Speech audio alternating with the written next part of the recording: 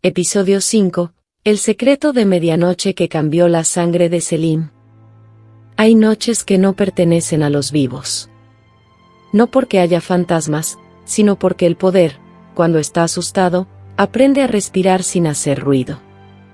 Esa noche, en el corazón de Topkapi, el mármol estaba frío como una sentencia. Y sobre ese mármol, dicen las crónicas, yacía un sultán que todavía no podía morir en público. Selim II, el hombre al que algunos llamaron el rubio, y otros, sin piedad, el borracho. Había resbalado. Había caído. Y lo que vino después no fue el duelo. Fue logística. Porque en un imperio donde el trono no se hereda como una casa, sino como una guerra, la muerte de un sultán no es una tragedia. Es una ventana. Una ventana de horas. De minutos. Y si se abre demasiado, entra el caos. Entra el rumor. Entra la ambición. Entran cuchillos que no siempre son de metal. Nurbanu lo entendió antes que nadie. Nurbanu, la favorita. La esposa legal. La mujer cuyo origen se discutía en cartas y pasillos, veneciana, griega, judía, lo que fuera, pero que en ese momento era algo más peligroso que cualquier etiqueta. Era la madre del heredero. Y cuando una mujer es madre del heredero, su cuerpo deja de ser solo un cuerpo. Se vuelve un documento. Un puente. Una amenaza para otros, y una promesa para algunos. En un cuarto donde la luz de las lámparas temblaba contra los azulejos, Nurbanu estaba de pie sin llorar. No todavía. Porque llorar, en palacio, es una forma de decir, ya pasó. Y nada podía, ya pasar, hasta que el hijo de Nurbanu estuviera aquí. Hasta que Murad regresara desde Manisa. Murad, el príncipe gobernador. Murad, el futuro. Murad, el único nombre que podía mantener unido ese mundo. Afuera, la ciudad seguía respirando. Los barcos seguían moviéndose en el Bósforo. La gente seguía comprando pan. Nadie sabía. Y dentro, el silencio era un arma. Entonces, justo cuando el palacio suele apagarse, cuando las puertas interiores parecen tragarse las voces, alguien caminó por el corredor con un sonido inconfundible. Tac. Tac. Tac. No eran botas de soldado. No eran pasos de un visir. Era un bastón. Un bastón fino golpeando piedra, con esa seguridad que solo tienen las personas que entran a los cuartos donde la vida empieza, y donde también puede terminar. La partera. En el mundo otomano, las parteras no eran simples mujeres con manos hábiles. Eran guardianas de rituales. Cortaban cordones. Lavaban recién nacidos. Daban el primer nombre de nacimiento. Eran, por decirlo claro, funcionarias de la sangre. Y en el palacio, el nacimiento de un niño no era un evento familiar. Era política. La partera se acercó a Nurbanu sin pedir permiso. La urgencia le daba rango. Tenía el rostro marcado por años de vapor, sangre vieja, hierbas, rezos, y ese tipo de cansancio que no se quita durmiendo. Cargaba el bastón, y olía a clavo, a alumbre, a agua caliente, como si viniera de un cuarto donde siempre hay algo hirviendo. Nurbanu la miró. No como a una sirvienta. Como a alguien que trae noticias que pueden romper el mundo. La partera bajó la voz. Y cuando habló, no sonó como una mujer. Sonó como el palacio. Sultana, a partir de este momento, el tiempo es tu enemigo. Nurbanu no preguntó, ¿qué hacemos? Preguntó lo que solo una madre capaz de sobrevivir ahí preguntaría. ¿Quién lo sabe? La partera no titubeó. Tu gente. Sokoyu. Y yo, porque no hay muerte en este lugar que no termine pasando por manos de mujeres. El nombre de Sokoyu Mehmed Pasha cayó como una llave sobre una mesa. El gran visir. El hombre que había sostenido el imperio cuando el sultán prefería el vino, la poesía, el placer. El que recibía embajadores, ordenaba guerras, reconstruía flotas, el que podía esconder el sol detrás de una cortina si eso convenía. Nurbanu respiró hondo. Y en ese segundo, su duelo se transformó en plan. Nadie más, ordenó, y su voz no tembló. Nadie. Hasta que llegue mi hijo. La partera asintió. Pero su mirada traía otra cosa. Algo peor que la muerte de Selim. Algo que Nurbanu no quería oír. Sultana, hay otra verdad que también tiene que quedarse encerrada. No en la ciudad. No en el consejo. Aquí adentro. Y con una mínima inclinación de cabeza, apuntó hacia el lado del palacio donde dormían los niños. El sector donde las cunas no eran cunas. Eran posibilidades. Nurbanu sintió un frío distinto. No el del mármol. El frío de una madre cuando entiende que el peligro está cerca de su propia sangre. Dímelo, susurró. La partera no lo adornó. Cuando Murad cruce estas puertas, habrá 5 pequeños príncipes que ya no podrán seguir respirando. Y ahí, por primera vez, Nurbanu parpadeó como si la lámpara se hubiera apagado dentro de sus ojos. 5. No rivales en el campo de batalla. No hombres armados. 5 niños. 5 nombres. 5 cunas. Y en un palacio donde todo tiene protocolo, hasta la violencia tiene etiqueta. Nurbanu apretó los dedos contra la tela de su manga. Seda contra piel. Suave. Casi tierna. Como si el mundo quisiera burlarse. No, dijo, pero fue más aire que palabra. La partera no discutió. Solo acercó el bastón un paso más. Tac. Sultana, en este imperio, el trono no tolera hermanos.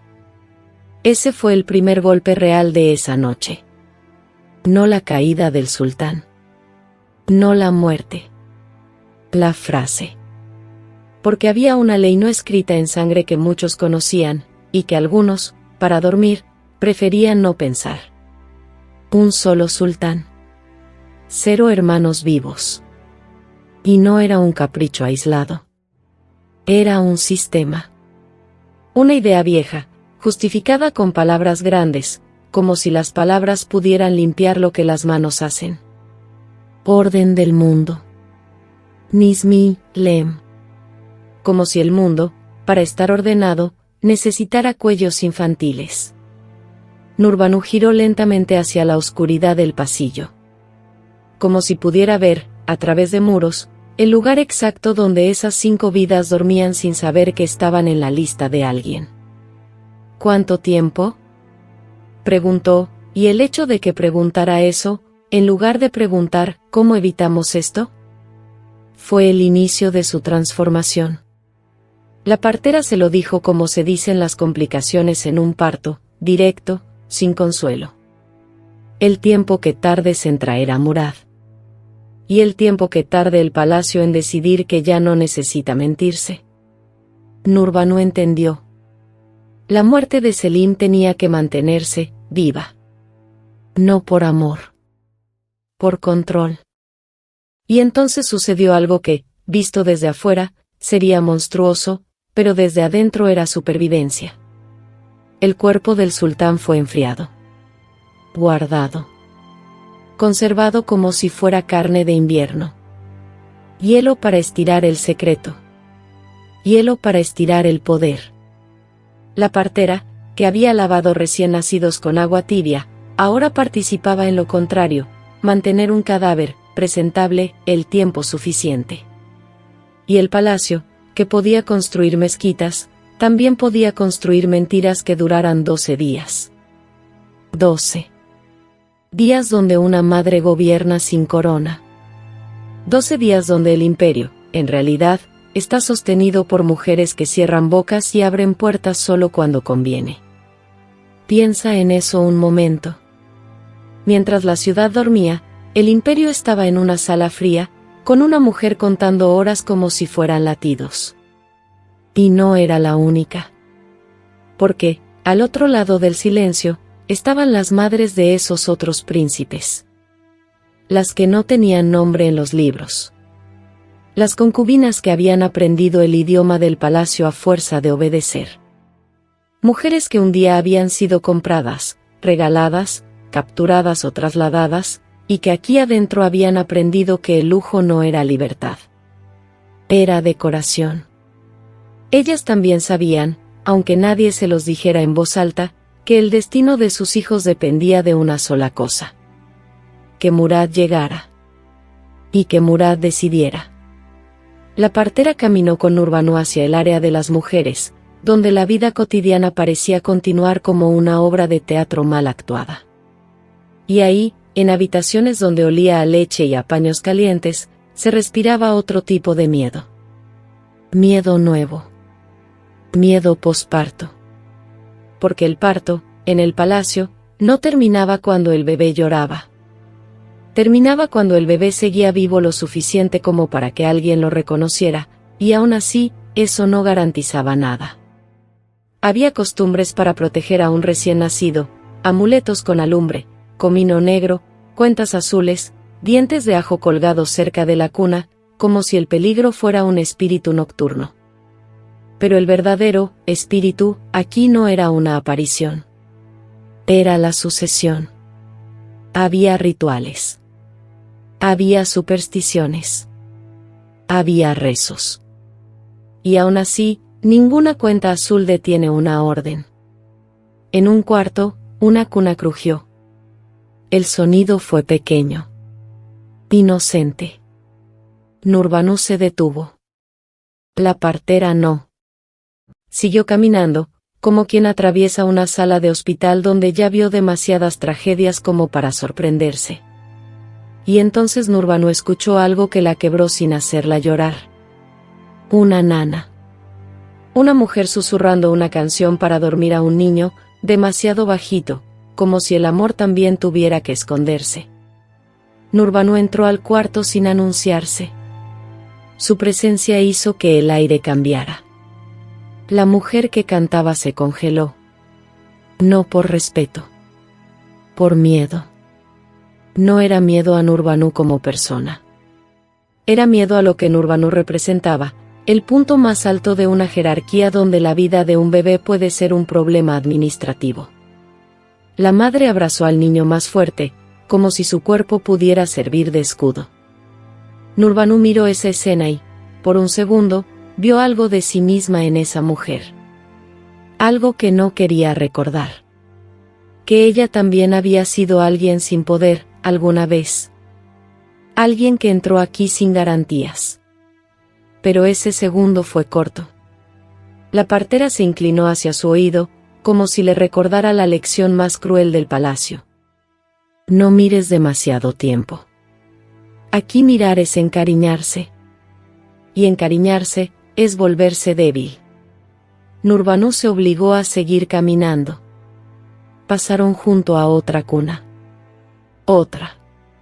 Y otra. En algunas, los bebés dormían. En otras, no había bebé, solo mantas dobladas, como si el palacio ya practicara la ausencia. Nurbanu tragó saliva. Dime sus nombres, exigió. La partera, obediente, pero con algo de rabia contenida, empezó a enumerarlos. Sesade Suleiman. Sesade Abdullah. Sesade Osman. Sesade Mustafa. Sesade Siangir. 5 nombres. Y cada nombre era una microhistoria que la historia oficial no cuenta con detalle, porque el imperio prefería contar guerras, no cunas. Uno de ellos, Siangir, había nacido apenas en ese mismo año. Piensa lo absurdo. Un niño puede nacer y morir por razones que nunca entenderá. No porque esté enfermo. No porque el destino sea misterioso, sino porque el destino, aquí, tiene reglamento. Nurbanu sintió que se le cerraba la garganta. Y eso la enojó. No con el imperio. No con la ley. Con su propio cuerpo por tener la intención de llorar. Como si el llanto fuera una traición a Murad. Porque Murad era su hijo. Su apuesta. Su obra maestra. Si Murad no llegaba a tiempo, lo que le pasaría a esos 5 niños, sería solo el inicio. Porque si el palacio olía debilidad, otros podrían reclamar el trono, armar facciones, comprar voluntades, abrir puertas que debían quedarse cerradas. Ese era el miedo que justificaba todo. Si no lo hacemos, habrá guerra civil. Si no lo hacemos, el imperio se rompe. Si no lo hacemos, mueren miles. Y entonces, como si el palacio supiera hablar en proverbios para dormir conciencias, la frase aparecía sola en la mente. Es mejor un mal pequeño, que un mal enorme. Pero aquí el mal pequeño era un niño. Nurbanu caminó hasta una ventana enrejada. Miró hacia el patio. No había estrellas. O no se veían. Tal vez el humo de las lámparas se las tragaba. ¿Y las madres?, preguntó Nurbanu, bajito, sin voltear. La partera respondió sin compasión. Las madres sobreviven, si aprenden a no preguntar. Nurbanu cerró los ojos un segundo. Lo suficiente para recordar que, en un parto, la mujer no solo pierde sangre. Pierde la ilusión de control. Y aquí, en Topkapi, la ilusión se perdía incluso antes del parto. Porque el palacio era una máquina. Una máquina de producir herederos, y de desecharlos si estorban. La partera le contó de prácticas antiguas, como si hablara de medicina, pero en realidad estaba describiendo un lenguaje cultural de control, recién nacidos frotados con sal o sumergidos en agua salada, para fortalecerlos, para purificarlos. Nurbanu escuchó eso y sintió una ironía amarga. ¡Qué absurdo! El palacio tenía rituales para que el bebé fuera fuerte. Y al mismo tiempo, tenía un plan para que no fuera demasiado peligroso. La sal ardía sobre la piel del niño, y esa misma lógica de arde para sanar era la misma que usaba el imperio. Duele, para salvar al mundo. En otro cuarto, una mujer, una de las concubinas, una de esas madres sin apellido, tenía los ojos hinchados. No estaba llorando en voz alta. Aquí el llanto era un lujo. Estaba en silencio, meciéndose como si su cuerpo quisiera dormirse también. Nurbanu no sabía su nombre. La historia tampoco. Pero el dolor era reconocible en cualquier idioma. La partera se agachó junto a ella y le acomodó el paño del hombro con una suavidad mecánica. Como quien arregla un objeto que se desacomodó. La mujer murmuró apenas, sin mirar a nadie. ¿Ya lo decidieron? Nurbanu no respondió. No podía. Porque responder implicaba admitir que sí. Que el destino de su hijo dependía del fin de los hijos ajenos. Y ahí, en la boca de Nurbanu, la maternidad se convirtió en algo imposible de pronunciar. Entonces, como si el palacio no quisiera que nadie se quedara demasiado tiempo en un sentimiento, una puerta se abrió al fondo. Un eunuco apareció, inmóvil, como una estatua con aliento. Traía un mensaje. Nurbanu lo tomó con manos firmes. Lo leyó sin mover el rostro. Murad venía en camino. La partera vio el mensaje por encima del hombro de Nurbanu y soltó un aire que no era alivio. Era resignación. Porque ahora el reloj corría hacia el momento inevitable. Y mientras el príncipe viajaba, la idea de la ley se iba poniendo de pie en la mente de todos, como un juez invisible. Esa ley tenía nombre en los libros de juristas, en las frases que se repetían para justificar lo injustificable. Se hablaba del orden del mundo. de evitar la fitna, el caos social, la rebelión. Se hablaba de que dos sultanes no pueden gobernar el mismo país. Y en esa lógica, la sangre real era un riesgo, no una bendición. Lo más escalofriante es que no necesitaban ocultarlo demasiado. Había una tradición: no derramar sangre real. No manchar el suelo con esa sangre. No convertir el trono en un charco visible. Así que el método era silencioso. Casi limpio. Estrangulación. Y dentro de esa tradición, el objeto que se volvía símbolo era la seda. Seda, la misma textura que la piel de Nurbanu tocaba cada día. Seda, que en cualquier otro contexto sería lujo. Aquí, era herramienta de Estado. Piensa en lo enfermo que puede ser el poder. Convertir lo suave en lo mortal. Convertir lo íntimo en lo político. La partera le habló a Nurbanu de esa seda como si hablara de una medicina amarga. No lo hacen con cuchillos. No lo hacen con sangre. Lo hacen con esto. Y deslizó entre sus dedos un hilo delgado, como si el palacio pudiera reducir una vida a un gesto mínimo. Nurbanu la apartó con una mirada. No. Pero ya no era una negación moral. Era una negación emocional. Como quien dice, no, porque si dice, sí, se rompe. Esa noche, Nurbanu se quedó despierta. No descansó en almohadas. No se dejó caer en el consuelo de, ya está en manos de Dios. Porque aquí Dios era una frase que se usaba cuando convenía. En realidad, todo estaba en manos de gente. De hombres con sellos. De mujeres con llaves. De eunucos con silencio. Y de una partera con un bastón que golpeaba piedra como un metrónomo del destino. Tac. Tac. Tac. En algún momento antes del amanecer, Nurbanu se acercó al cuarto frío donde yacía Selim. No para despedirse. Para asegurarse de que la mentira seguía funcionando. El cuerpo estaba ahí, inmóvil, sostenido por el frío. Nurbanu lo observó y pensó algo que no se atrevió a decir en voz alta. Ni siquiera muerto te perteneces.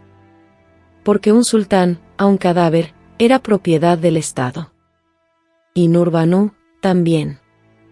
Cuando el sol insinuó su presencia detrás de muros altos, la ciudad siguió sin saber. Y el palacio siguió actuando. Pasaron días. Noches. 12 días donde el imperio estuvo suspendido por un hilo. Un hilo de seda, si quieres. Y entonces, Murad llegó. No entró como un hijo que viene a llorar a su padre. Entró como un hombre que entiende que cada paso suyo decide cuántas personas van a vivir mañana. Tenía 28 años. Había nacido en Manisa. Había crecido sabiendo que el amor en la dinastía siempre tiene dientes. Su rostro era el de un príncipe, pero su mirada ya traía la sombra del trono.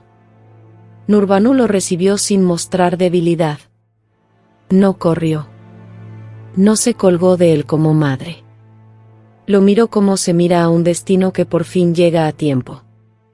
Murad se inclinó, y por un instante, lo humano quiso salir. Quiso llorar. Quiso preguntar por su padre. Quiso sentir. Pero el palacio no le dio espacio para eso. Sokoyu lo esperaba. Los hombres del consejo lo esperaban. Los eunucos estaban listos. Y las madres de los otros príncipes estaban en algún lugar del palacio, sintiendo que el aire se ponía pesado, como antes de una tormenta. Nurbanu llevó a Murad al cuarto donde estaba Selim. Y solo entonces el imperio permitió que Selim muriera, de verdad. Porque ya había reemplazo. Murad miró el cuerpo de su padre. La historia dice muchas cosas de Selim. Que no fue como su padre Suleimán. Que dejó gobernar a Sokoyu. Que amó el placer. que descuidó. Pero en ese momento, Murad no veía un mal sultán o un sultán débil. Veía al hombre que lo hizo posible. Y aún así, no tuvo tiempo para eso. Porque la maquinaria ya estaba corriendo hacia el primer acto de su reinado. Y ese primer acto no era una promesa al pueblo. No era una reforma. No era una guerra. Era una eliminación. 5 hermanos. El palacio, con su lógica de hierro, lo presentaba como necesidad. Murad lo entendía en teoría. Lo había escuchado desde niño, para evitar guerras, para evitar rebeliones, para que el imperio no se rompa. Pero ahora no era teoría. Ahora eran niños con nombres que él conocía. Niños que, si hubieran nacido en otra familia, serían solo eso, niños. Aquí eran posibles banderas para futuras conspiraciones. Y en la mente del Estado, eso bastaba. Nurbanu caminó junto a su hijo, silenciosa. No porque no sintiera, sino porque si mostraba algo, el palacio lo usaría. Porque aquí todo se usa. Hasta el dolor. En los pasillos, el sonido de puertas cerrándose fue distinto. Más definitivo. Como si cada puerta dijera: esto ya no se deshace. Las madres de los príncipes sintieron ese sonido en la piel. Algunas se abrazaron el vientre, como si pudieran volver atrás el parto. Otras se quedaron inmóviles, como si su cuerpo hubiera aprendido a sobrevivir volviéndose piedra. La partera no lloró. Había visto demasiadas vidas comenzar y terminar para creer que el mundo se detiene. Lo único que cambió en ella fue la mirada, una dureza que se instala cuando el alma se cansa de suplicar. Y entonces pasó. Sin espectáculo. Sin sangre visible. Sin gritos públicos. El imperio no necesitaba gritar para matar. La seda hizo su trabajo. La tradición se cumplió. Y al salir el día, el trono estaba seguro. ¿Seguro para quién? Murad subió al poder, y el precio quedó enterrado en silencio. Nurbanu obtuvo lo que quería. Su hijo vivo. Su hijo sultán. Su hijo, convertido en el tipo de hombre que el sistema exige. Porque ese es el verdadero cambio de sangre, no solo quien hereda, sino que se vuelve para heredar.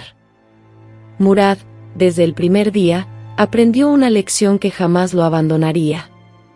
Si el trono puede exigir la muerte de tu hermano, puede exigir cualquier cosa. Esa idea crece en la mente como un veneno lento. Y con el tiempo, se transforma en paranoia. En necesidad de control. En obsesión. No es casualidad que el harem, ese mundo mal entendido por los que lo imaginan solo como placer, se volviera más grande, más central, más político en esos años. No era un lugar de ocio. Era una institución. Una fábrica de alianzas. Un campo de batalla sin espadas, pero con rumores, con puertas cerradas, con intermediarias que salían al mundo exterior con mensajes escondidos en telas o en cortesías. Nurbanu, ahora valide sultán, no era una figura decorativa. Era el centro de gravedad. Su autoridad no era simbólica.